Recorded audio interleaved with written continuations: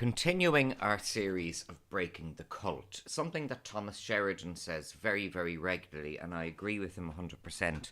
Again, it was one of those Thomas Sheridan things. He analysed it, and then as soon as he said it, I realised how right it was. Stop calling politicians by their first names. Once I realised the rectitude of what he said, then it became very important to me, and he's dead right. Stop calling politicians by their first names. I'd go further, I'd say extend it to civil servants, senior Gardaí, that kind of thing. Insist also on them calling you by your formal title, Mr. Sheridan, Mr. Morris, Mr. whatever. You, as soon as you go formal with them, it really disconcerts them. I had spotted that before Thomas analysed it. I suppose I had an instinct in that direction as well, but when Thomas crystallised that way, I realised he was right. We are working through a cult here. This is Jamie Fletcher's analysis. Jamie is right as well, but that has shaped and changed my whole approach. We are dealing with a cult. Also, Jamie's analysis makes sense. It is a cult. Of course it's a cult. I was reading, sent a copy of it to a few people, about a 93-year-old woman in Scotland who hadn't eaten food for 5 days. And that was because she was so frightened to leave her top floor flat. She wasn't able to get in any food because she wasn't willing to go out at the flat to buy food. This is the cult thing kicking in. I live with an elderly couple myself, my mother and father. They're in their 90s. I do believe that me living with them and my activity on social media, my following of things, is what has kept them from buying into the RTE cult line. I certainly realise, and it's more serious than any of us on social media, even in the alt scene, even in the COVID denial scene. It's more serious than any of us have acknowledged that RTE is performing an act of evil. They are, yes, they're the gatekeepers of a cult. They are the gatekeepers of a cult. To a lesser extent, the Irish Times. Only a slightly lesser extent, but yes. If you were staying at home and you didn't have anybody else living with you, if you weren't on social media, and I remember talking to an 80-year-old woman recently, and I was saying, blah, blah, blah, blah, social media. She said, what does social media mean? And I laughed. No, she said, what do you mean by social media? And it occurred to me that this woman did not know what social media was. She didn't have a computer. She had the radio, she had the TV, she did everything by writing, she paid bills by check. She was in the early 1980s. My mum tells me that, because we pay all our bills online now. We pay them all with apps and all the rest of it, direct debits. Mum said, when you were a little boy, we would get the monthly phone bill or the monthly electric bill. We'd fill in a cheque and post it back off to them. Wow, I said, where everything is now just done really at the flick of buttons on your iPhone. I pay half our bills on the iPhone, or at a pinch you go online to do it, or it's direct debit. So there are still people living in that situation, and they're vulnerable, and then when the only contact they have with the outer world is RTE, and when you look at RTE, even in comparison to the BBC, that's saying very, very little. But even in comparison to the BBC, RTE is more deranged than they are. Then it is inevitable that there are old people living alone, not meeting people, not with a younger family. Maybe they're childless, maybe they never married, maybe they've all died, who are exceptionally vulnerable to what's going on here. This is very serious. Of course, we're not going to hear anything about it in RTE. But then you look at the people even on the alternative or COVID denial scene, or the anti-cult scene, as I prefer to now begin calling them. And they get themselves het up over articles that they see in the Irish Times and RTE. And I say to them, brethren, you haven't come far enough out of the cult yet. You are still taking seriously stuff that's on RTE and the Irish Times. We, out here at the far end, we view all that stuff as little more than fantasy. Little more than fantasy. The odd time once a month when RTE comes out with some kind of an article or report that's accurate, it's it's a bigger shock than anything else if they have accuracy in an RTE report. It's, and I mean, there is this circle of us for whom the word RTE, the three letters RTE, are simply synonymous with lies. But not just lies, but a particular type of lies. Woke lies, politically correct lies, inclusive, diversity, vibrance lies. There's a type of wokeness even within the broader spectrum of wokeness, if you like, that you get with RTE. It's a particularly patronising, sanctimonious. Oh, it's just as a real. It's South Dublin-y. Not even Dublin 4, but more Dublin 6 is how I would describe it, or Clontarf. It's a middle class, preachy, do-good, and this... We're talking now about breaking the cult, but let's talk briefly about the mother and baby homes scandal. Now, I know very, very little about all of that. Somebody who I have a lot of regard for, Izzy Kamikaze, is talking quite a lot on her Twitter about it, and she has a number of good videos up. She's a good speaking voice, she's a good vibe with her. She'd make a good TV presenter. She'd probably be good in TG Cahir, actually. The one sane television station left.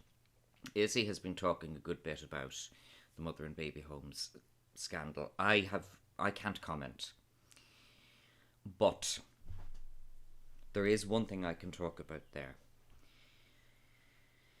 The primary offences that were alleged to have been committed happened at a time in Ireland when nobody was willing to speak out against the power of the Catholic Church, or indeed other churches, other established churches, and in which that church ran very many organisations in this country. People were speaking out, but they were not getting heard. I want to assure you of that. People knew about abuses going on in these institutions, and they were speaking out in the 1930s, 40s, 50s, 60s, 70s and 80s. People were speaking out, and they paid a very, very high price for it. What has changed? The only thing that has changed between then and today is the labels. That is the only thing that has changed. The fundamental psychosis of the Irish people, the pathology, has not changed. So where in the old days we had the Catholic Church and nobody would be willing to speak out against them, today we have the NGOs and nobody's willing to speak out against them. Well, actually, they are willing to speak out against them, and I'm part of a crowd out here, particularly in the Twitter sphere, who've been speaking out against the NGOs for a very long time. But we don't get amplified. We don't get into the Irish Times. We don't get onto RTE. Recently, RTE did a skit of some kind, using a sketch on Waterford Whispers, which I think referred to the Catholic God as a rapist. I would see that as just juvenile rubbish. I would see that as the equivalent of a 6-year-old, doing something vulgar with a crayon and a piece of paper. The idea that it might be racy or edgy or offensive doesn't bother me. So then RTE came out with their usual grovelling, unctuous apology for this. Now that was wrong. RTE should not have apologised for it and they shouldn't have taken it down. All we were waiting for was, and this is going to happen because RTE has a duty of balance, rather than apologising for it, all we're waiting for them to do now is to do something similar about the Muslims. And when that happens then, it'll be okay. Otherwise, it could be argued that RTE saw the Roman Catholic Church in Ireland as a soft target. But they will prove me wrong when they do a similar skit of similar vein about the Muslims. They will prove me wrong about that. So, that lack of individual thinking, that lack of speaking out, that lack of people being given a platform when they dissent, it's still as prevalent in Ireland today as it was in what we call the 1950s. All people talk about the 1950s and De Valera's time. De Valera's time in the 1950s. De Valera never got the credit he deserved. De Valera created our 1936 constitution, which is one of the most robust constitutions in world history. De Valera was a ruthless operator. He contributed very strongly to the need to create a stable state here. My grandparents, particularly my grandmother on my father's side, my paternal grandmother, recalls the anarchy and instability within Southern Ireland in the period between 1916 and 1922. She lived through it. And she told us about that. And De Valera got a lot of regard from Irish people for putting a lid on it. Like Tito in Yugoslavia, but except Yugoslavia eventually blew up. I wouldn't compare Ireland to Yugoslavia, except insofar as both Tito and De Valera performed a very important task. They restored stability. It's all very well for people to talk about human rights and all of these kind of things. You can't have anything if you're living in a state of chaos and social collapse. De Valera also created the 1936 Constitution. And it's a great constitution. It's the only constitution of any republic in Europe that stood all the way through the Second World War. We're still using the 1936 constitution. It's a brilliant. Now, this is why I have close comments, because you'll get all of those ones saying, but the real constitution of Ireland is the 1919. Oh, go away with your 1919 constitution. You know, the Mansion House and all that. The Constitution of Ireland is the 1936 Constitution. It's the only one that applies. It's the only one that you'll get a hearing in court regarding. Forget about a 1919 Constitution. Leave it. Let go. That's like saying Trump is going to get a second term. He's not going to get a second term. Trump even accepts that himself. You know, that's the same type of Abrahamic cultic thinking that we have to fight here. But once we establish that this is a cult, and today the cult is in reference to COVID-19 and masks and all that carry on, lockdowns, love your lockdown. Once we establish that, suddenly it becomes clearer, and then once it becomes clearer, it becomes easier. And there's nothing like shining light into something to make it easier for you. We've shone the light in, we've seen that it's a cult. I've digressed. Our politicians are rubbish in this country. They're rubbish even by international standards. They even make politicians in Britain or in America or Australia cringe, and they wonder how we end up with such deficient individuals running the country. I'm thinking of Simon Harris, I'm thinking of Varadkar, Owen Murphy, all of these ones. I spoke earlier about those three, saying that they're nerds. They are nerds. Simon Harris also proves that you don't have to be intelligent or good at exams to still be a nerd, because Harris failed everything. And he's an exceptionally incompetent individual, Harris is. The only thing that keeps Harris going is his childish arrogance, his petulance with which he pushes through. You know, challenge him and he becomes upset and he becomes surly and sulky. If you look at Simon Harris's Twitter, he excludes anybody who criticises him. So his Twitter is one feed, one echo chamber of praise from his equally sad friends. Harris's brother, who's also mentally subnormal, runs an NGO for people with autism. So, again, we see the links to that NGO racket that we've talked about before. They're all in on this. Harris got re-elected to the Dáil in February without the quota and on the 15th count. But there were enough stupid people out there to vote for him. There were better people out there who didn't get voted for. That was your last chance, Irish people. That was your last chance, February of this year, and you blew it. So now you're reaping it. You're reaping the harvest of what you messed up last February. And it's a bitter harvest that's unfolding in front of us. It's a bitter harvest. So after February of 2020, I totally changed my profile. I said, I'm not interested in politics anymore. I'm not even interested in political activism. I'm interested in protecting myself, protecting my parents, and protecting my local community to the extent that it might affect me. This is why I litigate in relation to planning matters in the Hope Peninsula, because I don't want my neighbourhood ruined by builders. I'm not criticising the builders. The problem is that the planners and the politicians have allowed this to happen. That's the problem. It's not that a builder applies for planning permission to get something. He should be refused the planning permission. That's called good planning. When it comes to breaking our way into a cult, if you stop referring to politicians by their first names or addressing them by their first names, then in your own head you stop thinking of them by first names. I must qualify that. I've had coffee in the past with local politicians, TDs and county councillors, even a senator. They invited me for coffee. I've never been in Leinster House, actually. Not that I want to, but we would sit there. They'd call me Christian. I'd call them by their first name. That's a different situation from at a public meeting or in emails or when you address them, on a day-by-day basis. These were politicians who contacted me because they had seen me doing the planning thing. And they got interested in what I was doing with the planning thing. They did it because they knew it would be a vote getter.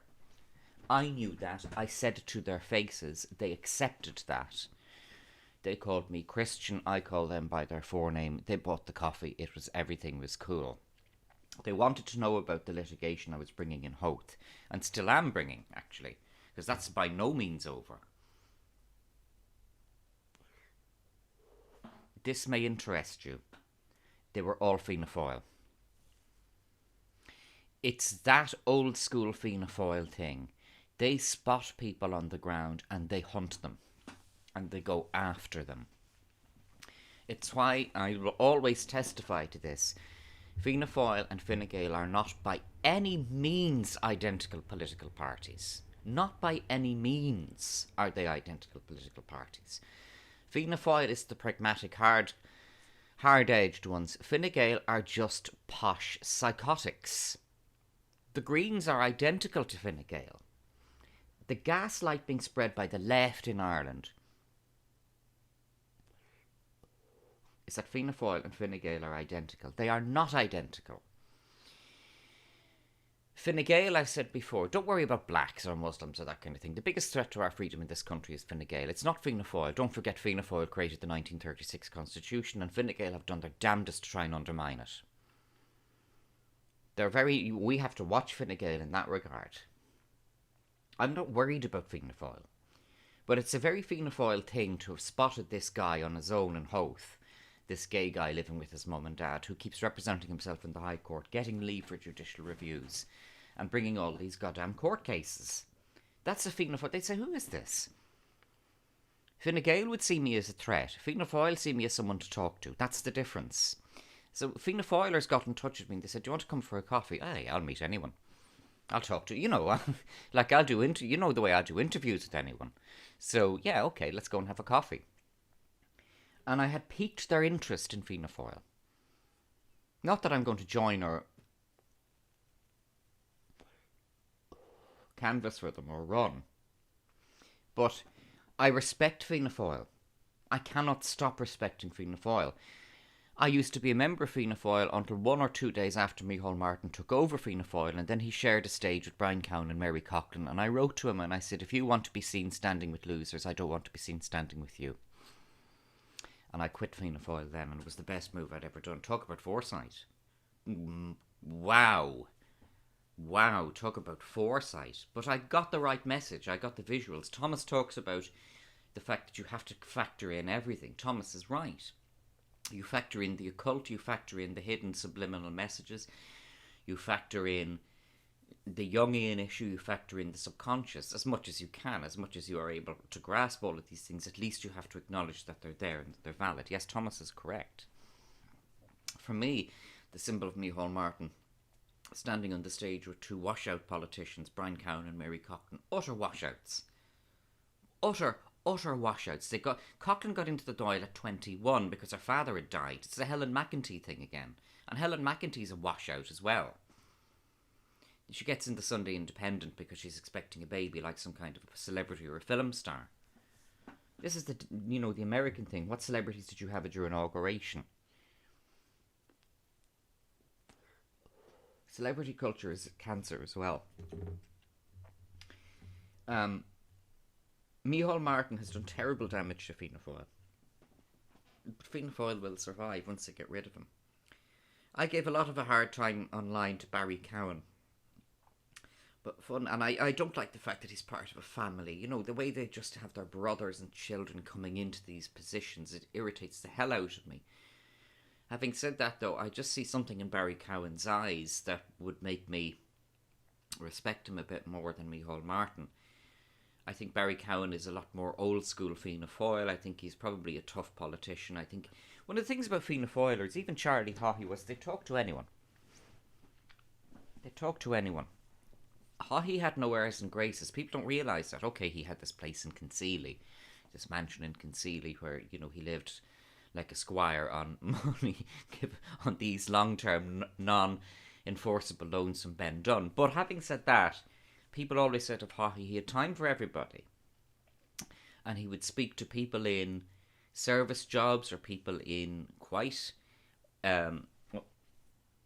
inconspicuous jobs, shall I say, exactly the same way that he would speak to world leaders. That's a Fianna Foil thing, and I respect that. They were just people in his eyes. He just talked to them. There were many features of Charles Haughey that were questionable, but there were many features of Charles Haughey that were not, whereas one looks at Varadkar today, and there's no merit there. The only reason why Varadkar has got as far as he has is because of RTE. That is the only reason, because the Irish Times and the other lickspittle print media follow the lead from, they follow the whistle from RTE. RTE, don't forget this, are subsidised. They're a socialist broadcaster, RTE are. Virgin Media are a disgrace because they're private sector. They're the ones who should be digging into RTE rather than repeating everything they come out with. But RTE is in a different plane from any other media in this country. Don't forget that. You then see these, inverted commas, alternative people on Twitter, and they block all the likes of us because they want, in the long term, they're trying to get into Club Montrose. RTE only exists because of subsidy, direct and indirect, from the government. Obviously, they're going to peddle the government's line, but the crassness with which they've done it since COVID has been unprecedented. Although, when Varadkar became Taoiseach, the crassness with which RTE promoted Varadkar is also unprecedented. No Fianna Foil leader ever got that type of sycophancy from RTE that Fine Gael leaders will get, but particularly in a deranged way Varadkar.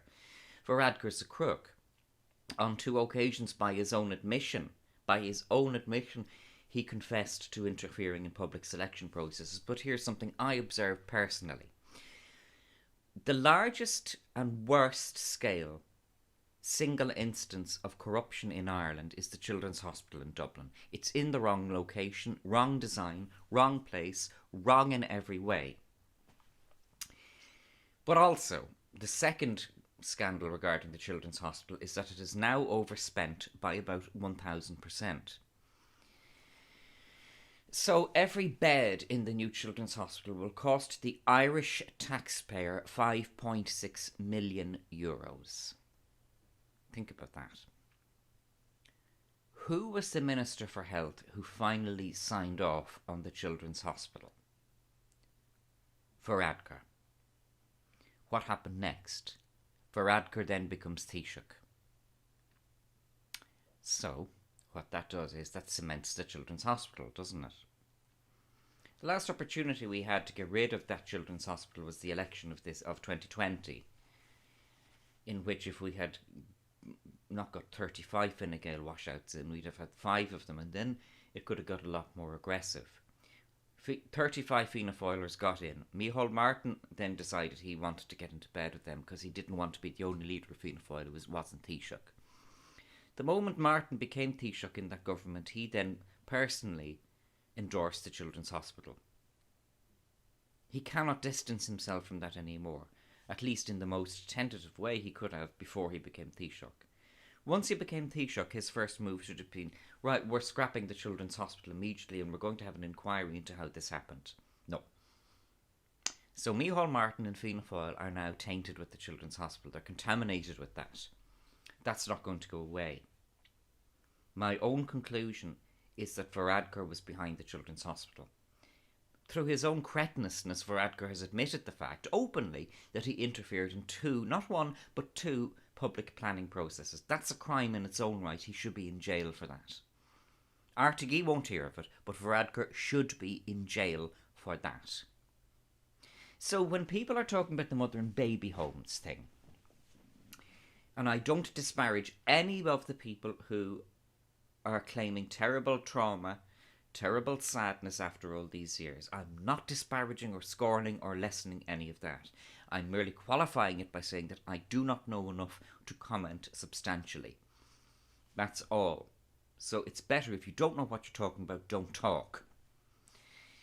Having said that, though, there is this cultural thing in Ireland of the whistleblower. It's a particular problem here, and it is a cult thing as well as Thomas's analysis of the cult of calling politicians by their first name. Jamie Fletcher's analysis of the fact that people who are still believing that COVID-19 is this terrible monster that we had in March of 2020, people are still believing that are victims of a cult. But the cult is a bigger one. It's a more extensive and intensive one.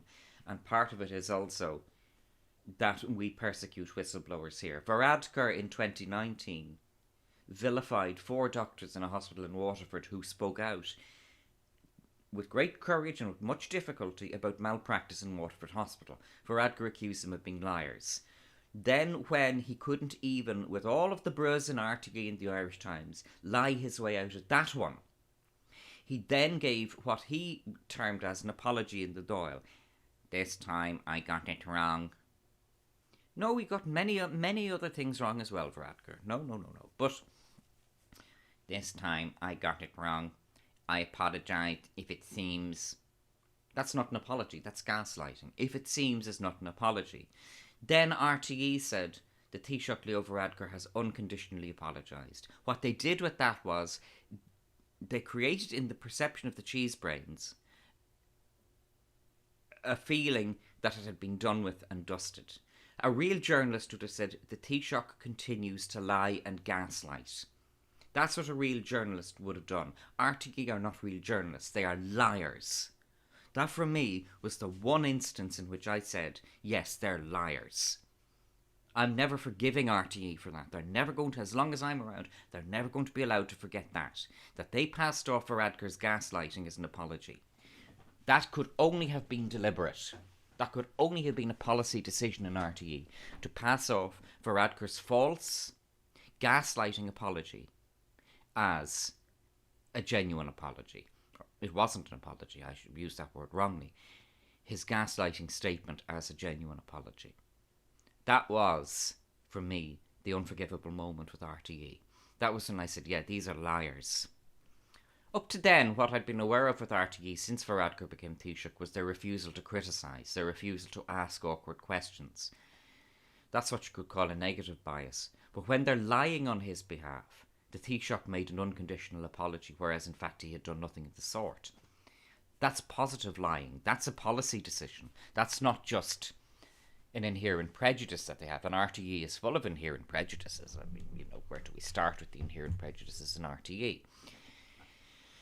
The cult in Ireland is dealing with whistleblowers. Regarding the mother and babies' homes, there were people speaking out about that from the start. Don't let anyone tell you there weren't. There were people speaking out against the mother and baby homes from the start.